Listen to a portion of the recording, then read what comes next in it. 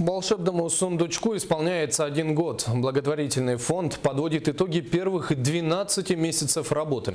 Отметим, что при организации действует социальный центр для дошколят. Ребята занимаются вокалом, рисованием и танцами. Ну а сегодня в Якутске состоялось праздничное чаепитие, на которое пригласили не только воспитанников, но и родителей. Лев Нетесов продолжит.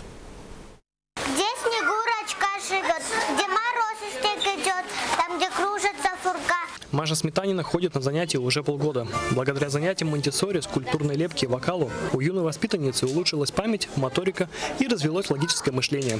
Кроме того, девочка стала более общительная и раскрепощенная. Хотелось бы, чтобы волшебный сундучок развивался дальше, чтобы было больше проектов, связанных с этим, и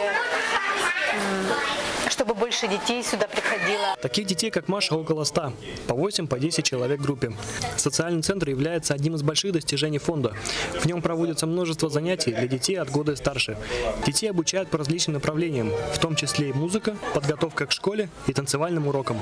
Занятия абсолютно бесплатны для многодетных семей. У нас самые лучшие педагоги города, которые любят детей и занимаются всей душой с ними. Результаты прекрасные, мама очень довольна. Если вначале дети приходили, рисовали кружочки, то теперь они уже рисуют целые замки, дома, города, хорошо поют.